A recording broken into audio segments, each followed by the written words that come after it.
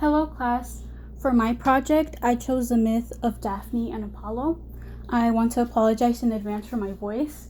I'm a little bit hoarse because I'm recovering from a cold and my voice is coming and going.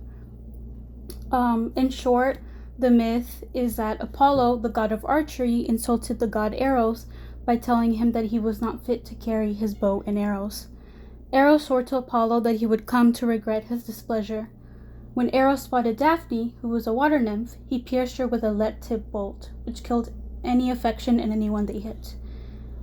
Eros subsequently pierced Apollo with a gold-tipped arrow, which would make one fall in love immediately. Apollo saw Daphne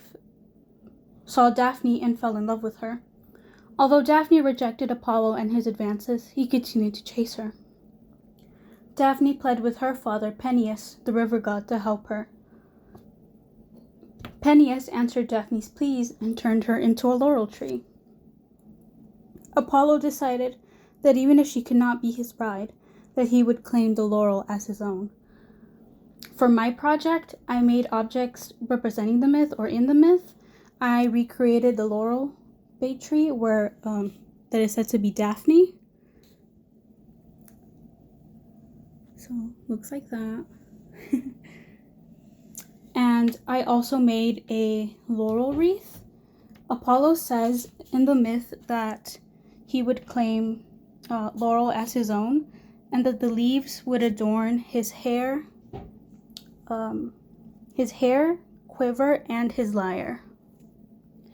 I also made Cupid's bow and arrow, and the gold-tipped arrow that struck Apollo.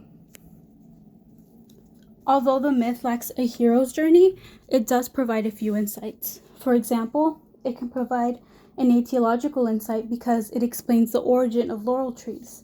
It provides a historical insight by way of the laurel wreaths.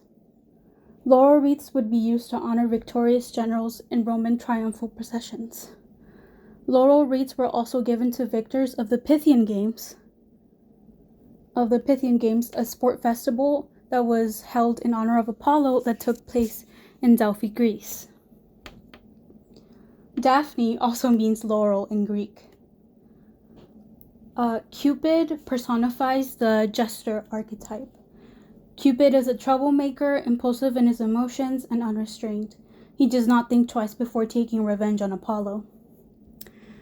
Also, the myth's purpose is pedagogical. The myth teaches you that sometimes you need to let go. Apollo basically drove Daphne to become a tree since he did not stop chasing her even after she rejected him. Most importantly, it enables people to participate in the sacred and be more fully conscious of the nature around them. This myth is not really seen in other cultures. Although metamorphosis, change of the form of a thing or person into a completely different one by natural or supernatural means, is not exclusive to Greek mythology, there does not really seem to be another myth in another culture that resembles this one. However, there are similar stories of this nature in Greek mythology. Take, for example, the myth of Narcissus and Echo. If you think about it, the myth of Narcissus and Echo strongly resembles the one of Apollo and Daphne. However, Echo is the one who is pursuing Narcissus and not the other way around. Narcissus is also the one who rejects Echo, the nymph cursed by Hera to only repeat the last few words anyone else had said. Like in both myths, this rejection has consequences. After Daphne rejects Apollo, her father Peneus agrees to help her escape, she turns into a laurel tree. The god Nemesis also decides to take revenge after Echo retreats into a cave until everything but her voice dwindles away. The curse, Nemesis curses him to fall in love with his own reflection. Narcissus eventually dies of sorrow and transforms into the flower that is his namesake. And this would conclude my presentation. Thank you everyone so much for your time. Goodbye.